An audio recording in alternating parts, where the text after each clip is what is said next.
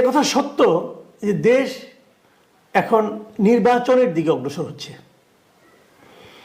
সংস্কার কমিটিগুলো, সংস্কার যে কমিশনগুলো ছিল তারা তাদের রিপোর্ট দাখিল করছেন, এর সামনে আলোচনা হবে, কিন্তু আলটিমেট গোল কিন্তু নির্বাচন। সেই নির্বাচনটা এবছরের শেষ দিকেই হোক অথবা আগামী বছরই হোক, নির্বাচনটা হলো আলটিমেট গোল, এবং ওই নির্বাচনের মাধ্যমেই এই অন্তর্বর্তীকালীন সরকার তাদের ক্ষমতা হস্তান্তর করবে নতুন নির্বাচিত সরকারের কাছে। এখন এতটুকু যখন আমরা বুঝি তখন আমরা পরবর্তী প্রশ্নটা মাথায় জাগে। সে প্রশ্নটা কি, যে নির্বাচন হবে সেই নির্বাচনে কি আওয়ামী লীগ অংশ নিতে পারবে? এটাও কিন্তু একটা $1 মিলিয়ন কোশ্চেন। কারণ বিভিন্ন আন্দোলনের সঙ্গে যারা জড়িত ছিল, ছাত্ররা বিশেষ করে, তাদের মুখে কথাবার্তায় যেরকম হুঙ্কার কথাবার্তা শুনি আমরা, মনে হচ্ছে তারা আওয়ামী লীগের নাম গন্ধ এদেশে আর থাকতে দিবে না। একথা সত্য যে গত 15 বছর আওয়ামী লীগ এদেশে একটা দুঃশাসন চালিয়েছে। যে যাই বলুক, আওয়ামী লীগের যারা সমর্থক আছেন তারা কি ভাবেন আমি জানি না, কিন্তু আমি এটা মনে করি আওয়ামী লীগ দুঃশাসন চালিয়েছে। আওয়ামী লীগ একটা স্বৈর শাসন চালিয়েছে। আওয়ামী লীগ মানুষের বাক স্বাধীনতা কেড়ে নিয়েছিল, মানুষের ভোটের অধিকার পর্যন্ত কেড়ে নিয়েছিল, ভোটিং সিস্টেমটাকে আওয়ামী লীগ ধ্বংস করে দিয়েছিল। এগুলো সত্য, আমি মনে করি, এটা আমার মতামত। এতে যদি আওয়ামী লীগের কোনো অনুরক্ত আমার উপর ক্ষুব্ধ হওয়ার কিছু করার নেই, আমি যেভাবে ভাবি সেভাবেই বললাম। কিন্তু তারপরেও আমি মনে করি এর জন্য মূলত দায়ী আওয়ামী লীগের নেতৃত্ব। যারা আওয়ামী লীগকে লিড করেছেন এই 15 বছর তারা দায়ী। আওয়ামী লীগের যে অগণিত নেতাকর্মী সারা দেশে ছড়িয়ে ছিটিয়ে আছে, অগণিত, তারা নয়। তাদের মধ্যে অনেককে আমি দেখেছি, অনেকের সঙ্গে কথা বলে জেনেছি, তারা আনহ্যাপি ছিলেন এই ধরনের ভোটাধিকার কেড়ে নেওয়া, ভোটিং সিস্টেমকে নষ্ট করে দেওয়া, এটাকে তারা সমর্থন করেননি। তারপরেও আমি এখানেও দেখেছি এই জিনিসটা, যে আমাদের বর্তমানে যে আন্দোলন 2024-এ যে আন্দোলন, গণ আন্দোলন, যে আন্দোলনের কারণে শেখ হাসিনা এবং তার সরকারের পতন ঘটল, সেই আন্দোলনের সঙ্গে যারা জড়িত অথবা নিজেদেরকে জড়িত বলে দাবি করেন যারা, তাদের মধ্যে একটা প্রবণতা যে আওয়ামী লীগকে নিষিদ্ধ করতে হবে, এবং তারা তড়িঘড়ি করে ছাত্রলীগকে নিষিদ্ধ করতে পেরেছেন। এখন তারা আওয়ামী লীগকে নিষিদ্ধ করার একটা প্রক্রিয়া তারা কিন্তু হাতে নিয়েছেন, এবং যদি আওয়ামী লীগ নিষিদ্ধ হয়ে যায় তাহলে তো আওয়ামী লীগ নির্বাচনে আসতে পারবে না, এটা বাস্তব। কিন্তু দেশের বড় রাজনৈতিক দলগুলোর মধ্যে এখনও আমি দেখিনি যে আওয়ামী লীগকে নিষিদ্ধ করার জন্য কেউ কোনো দাবি তুলেছেন, কি জামাতে ইসলাম, কি বিএনপি অথবা অন্য কেউ। এমনকি সরকারের মুখ থেকেও আমি কখনো শুনিনি যে তারা আওয়ামী লীগকে নিষিদ্ধ করতে চান। সর্বশেষ আজকে দেখলাম যে প্রধান উপদেষ্টার প্রেস সচিব শফিকুল আলম, তিনি আজকে রোববার দিন, আজকে রবিবার, রাজধানীর প্রেস ইনস্টিটিউটের আয়োজনে কৃষি সাংবাদিকদের একটা প্রশিক্ষণ কর্মসূচির উদ্বোধন করতে গিয়েছিলেন। সেখানে তিনি কি বলেছেন আমি আবার আপনাদের পড়ে শোনাই স্পষ্টভাবে, ওনার কথাটা হুবহু। তিনি বলেছেন, দল নিষিদ্ধ করার কোনো ইচ্ছা অন্তর্বর্তীকালীন সরকারের নেই। রাজনৈতিক দলগুলোকেই এই বিষয়ে সমাধান করতে হবে। তবে আওয়ামী লীগ জাতির কাছে দুঃখ প্রকাশের পরিবর্তে অবিরত মিথ্যা তথ্য প্রচার করছে। আমি এই শফিকুল আলম সাহেবের এই 3টা বাক্য দিয়ে একটা আলোচনা করি। প্রথমত, দল নিষিদ্ধ করার কোনো ইচ্ছা অন্তর্বর্তীকালীন সরকারের নেই। এটা নেই যেটা আমরা টের পেয়েছি, এবং ওনার মুখ থেকে আরও একবার উচ্চারিত হওয়ার কারণে আমি ওনাকে ধন্যবাদ জানাচ্ছি, যে এটা আসলে এই নিষিদ্ধ করার ইচ্ছা থাকলে অথবা নিষিদ্ধ করা হলে দেশে একটা এলোমেলো পরিবেশ তৈরি হতো। দ্বিতীয় যে কথাটা উনি বলেছেন, রাজনৈতিক দলগুলোকেই এই বিষয়ে সমাধান করতে হবে, এই জায়গাটা আমার কাছে কনফিউজিং মনে হয়েছে। আমি ঠিক বুঝতে পারিনি যে আওয়ামী লীগ নিষিদ্ধ করা হবে কি হবে না, এটা রাজনৈতিক দলগুলো কিভাবে ঠিক করবে, এটা আমার কাছে ক্লিয়ার না, একদমই ক্লিয়ার না।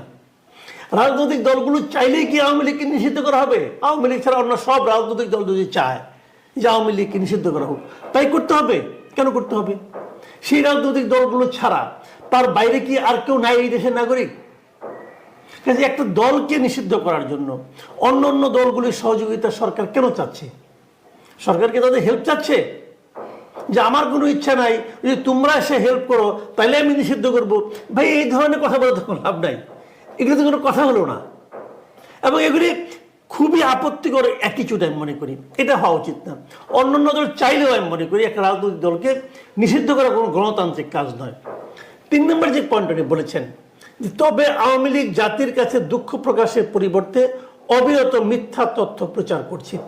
ওনার এই বক্তব্যের সঙ্গে আমি খুবই একমত।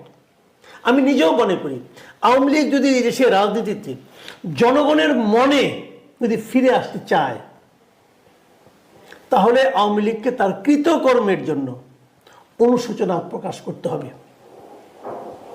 তাদের কৃতকর্মটা কি তাদেরকে ব্যাখ্যা করতে হবে। গত 15 বছর তারা যা করেছেন, বিশেষ করে শেষের 10 বছর তারা যা করেছেন, সেই কাজগুলি কি ঠিক ছিল? ঠিক না থাকলে জনগণের কাছে ওনাদের অনুশোচনা করতে হবে, ক্ষমা প্রার্থনা করতে হবে।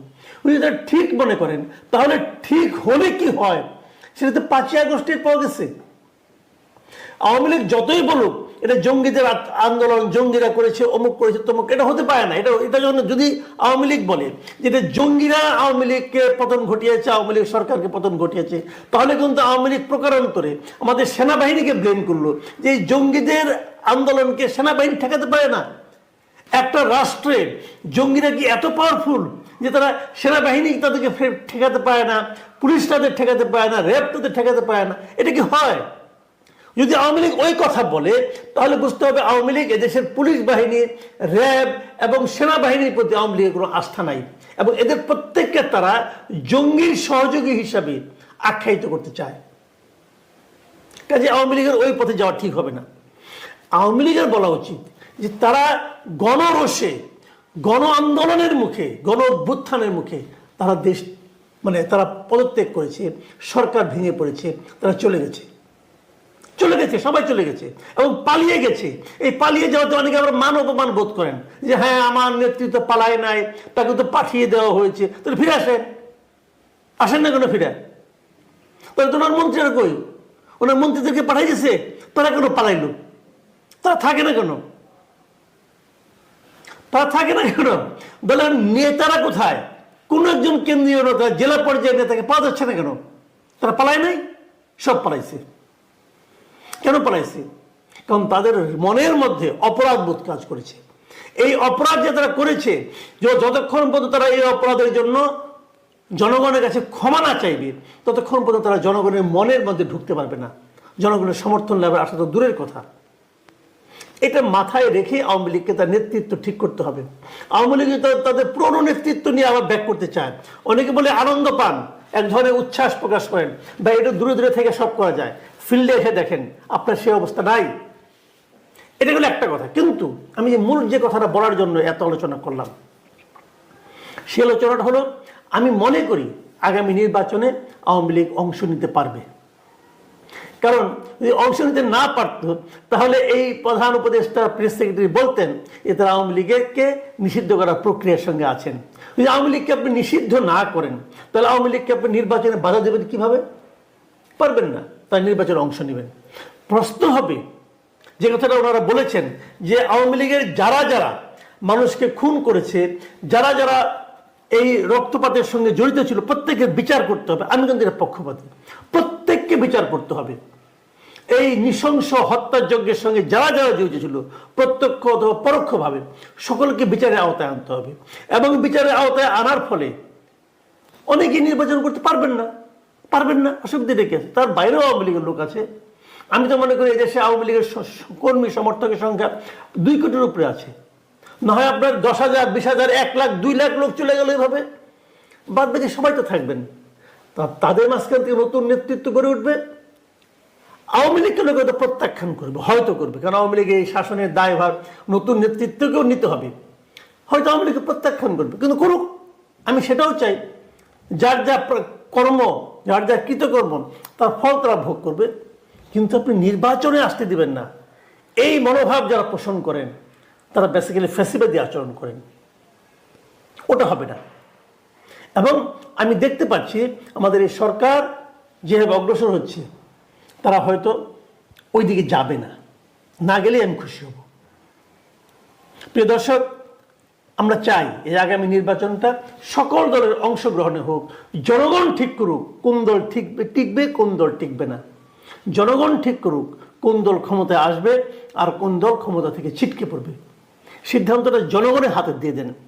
আপনি নিজে জনগণের দায় দায়িত্ব একা নিজের কাঁধে নিয়ে নিয়েন না। আপনি সিদ্ধান্ত দিয়েন না যে কী করতে হবে কী করতে হবে না, কারণ আপনাকে সেই ক্ষমতা এখতিয়ার দেওয়া হয় নাই।